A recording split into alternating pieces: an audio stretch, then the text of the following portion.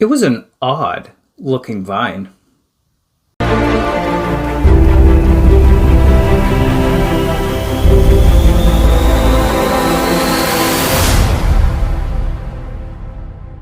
People are stupid. They can be made to believe any lie because either they want to believe it's true or because they are afraid it's true. Wizard's first rule. Twilight has fallen upon the three kingdoms, a grey time that could foretell either dawn or descent into bitter night. Richard Cypher, woodsman and warrior, is chosen to bear the powerful sword of truth, but his enemy, dark and raw, is a royal mage who commands armies, hideous beasts, and, more terrible by far, a twisted magic. Welcome to another episode of Drew's Book Reviews. In December, I put up my Viewer's Choice poll, and Wizard's First Rule, the first book in the Sword of Truth book series by Terry Goodkind, won the Viewer's Choice poll. So this is the Viewer's Choice for my December to be read book review. So let's talk about it. Let's talk about the Wizard's First Rule and what that is all about. But as always, before we get into Wizard's First Rule, don't forget to hit that like button, comment, and subscribe. I'd love to hear from you if you've read the series, have an interest in reading the series, or no interest at all. So let's talk about it. Let's talk about Wizard's First Rule. I first read this book series somewhere around 15 to 20 years ago was when I first started reading this book series. So it's been a while since I've read it, but I do remember when I first read the series first time around, I absolutely loved it. I fell in love with the story of Richard and Kaelin and the Sword of Truth and Dahara and the Midlands and all that kind of stuff, and all the magic and the Sisters of the Light and the Sisters of the Dark and the Keeper of the Underworld and all this awesome stuff that goes on within this book series. And just as you can see, this book is well loved. In fact, I don't know how well you can see that, but it's basically being held together by tape at this point on this much loved copy of Wizard's First Rule that I do have. And I'm hoping at some point to get a replacement set of these books, because this is definitely well worn and well loved, and I really enjoyed reading this. I've said it before on the channel and I'll say it again. Two of my kids were named after characters from these books, specifically Kaelin, my middle daughter, and Kara were named after characters from this book series. And if you've read this book series, you know who Kaelin and Kara are. Kaelin being the Mother Confessor, who is one of the most powerful women in this world that Terry Goodkind has built. And she's got this incredible power to take control of the souls of men and enslave them to her will. And, let's face it, my daughter Kaelin knows how to get me to do what she wants a lot of the time, for sure. But that is how much I love this series, that I actually named my kids after characters in this series of books. In fact, my wife has said in the past, I'm kind of glad we didn't have a boy. He might have been named Zedekiah Zolzarander. But in any case, let's talk a little bit about this book and this series as a whole, and what I enjoy about it, what I like about it, and honestly, maybe talk a little bit about how my views on the book might have changed over the years. When I first read Terry Goodkind's Wizard's First Rule, I had no idea how controversial Terry Goodkind was as an author. And I don't mean controversy necessarily in his books, but as an author himself, he puts a lot of his political ideology into his writing.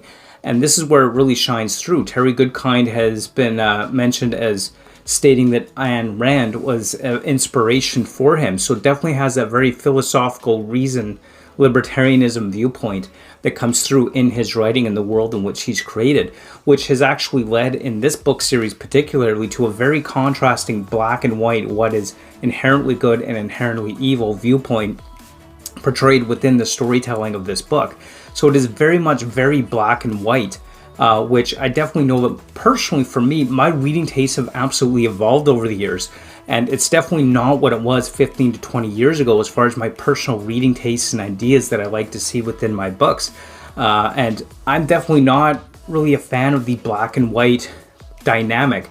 Inherently good guys and inherently bad guys. The good guys are always the good guys and the bad guys are always the good guys kind of mentality, which definitely comes across in the writing of Terry Goodkind within this series as a whole. Now, it's not to say that I'm not enjoying my reread. I absolutely am, but that's definitely something to be aware of, that this is very much a Ayn Rand and feeling and inspiration behind the philosophy of the book and the storytelling that we have within this series. So if you're not really into that, if you don't like that kind of storytelling, this probably isn't the right set of books for you.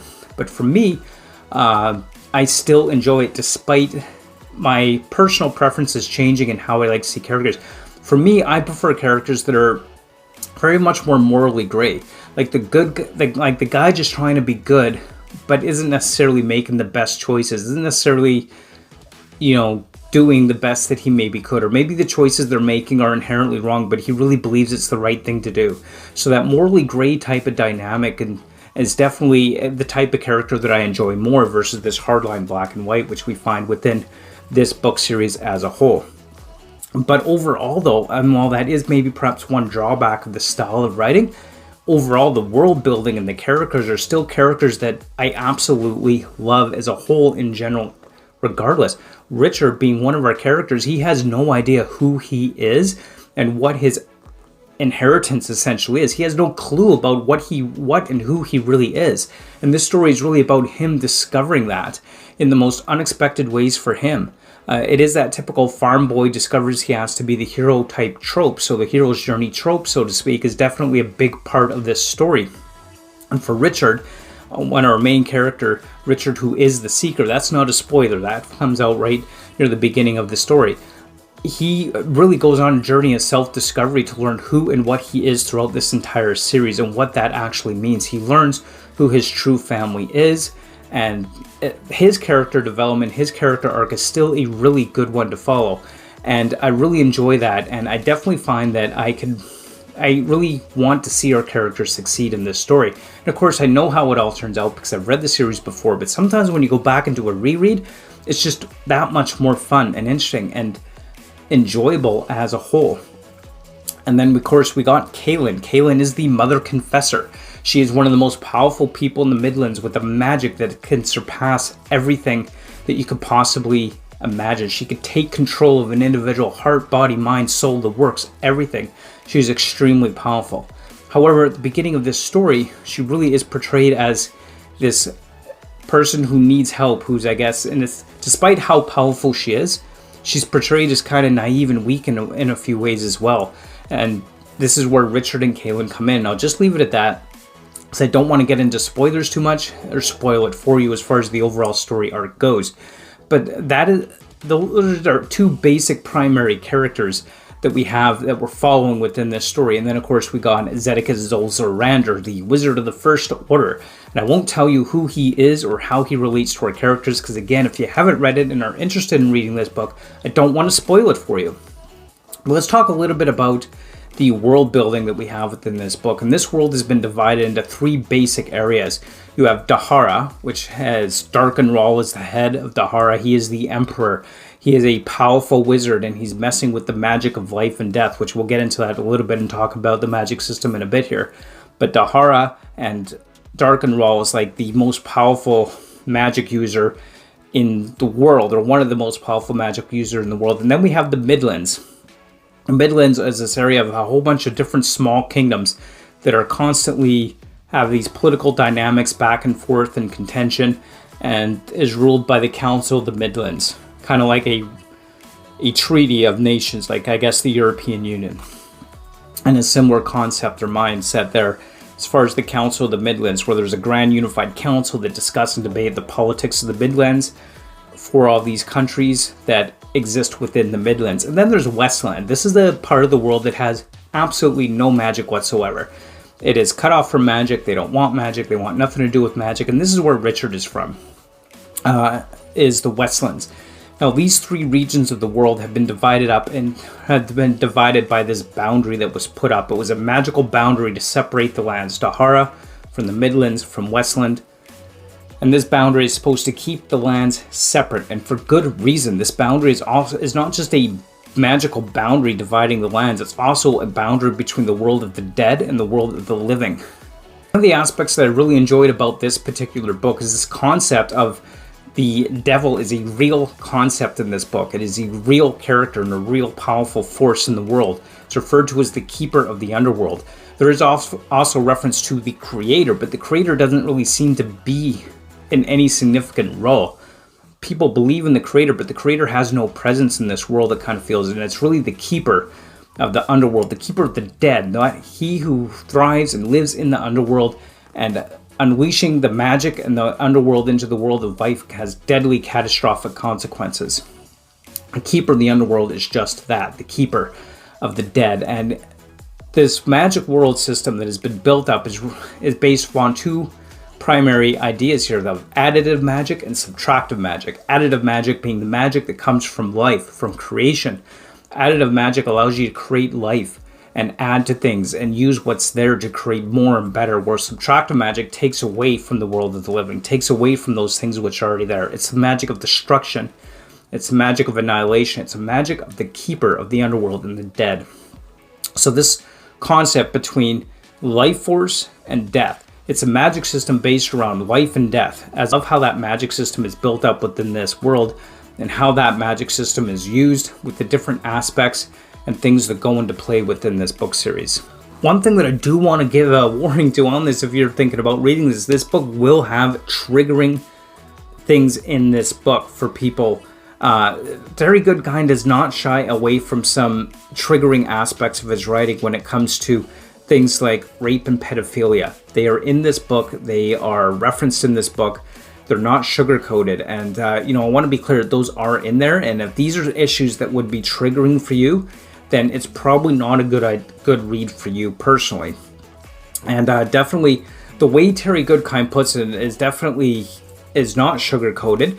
And that's not to say that he gets into graphic detail about it, but he certainly doesn't hide what it is either. It's not subtle. It's definitely there.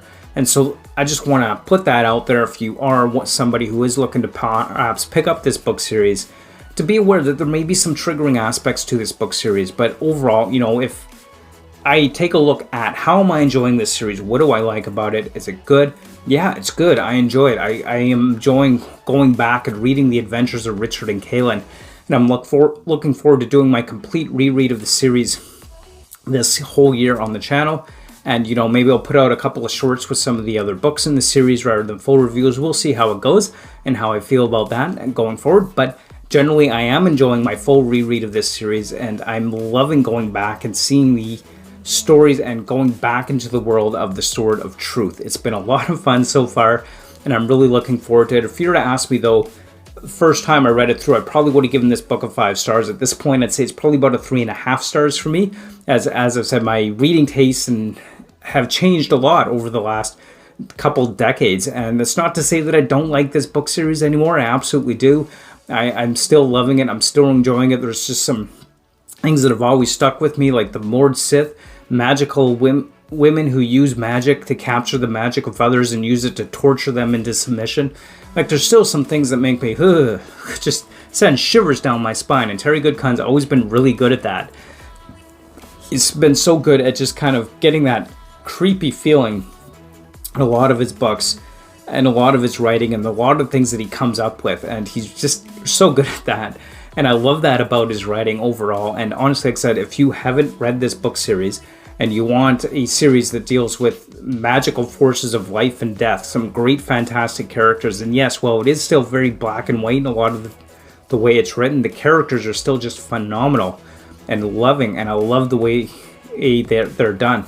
If we were to really look at this in a more critical fashion, admittedly, Terry Goodkind, the way he writes his female characters, very much he writes them as being weaker and needing more help and assistance and relying on men for a lot of things, like sorceresses, for example, are referenced as being less powerful than wizards, which are men.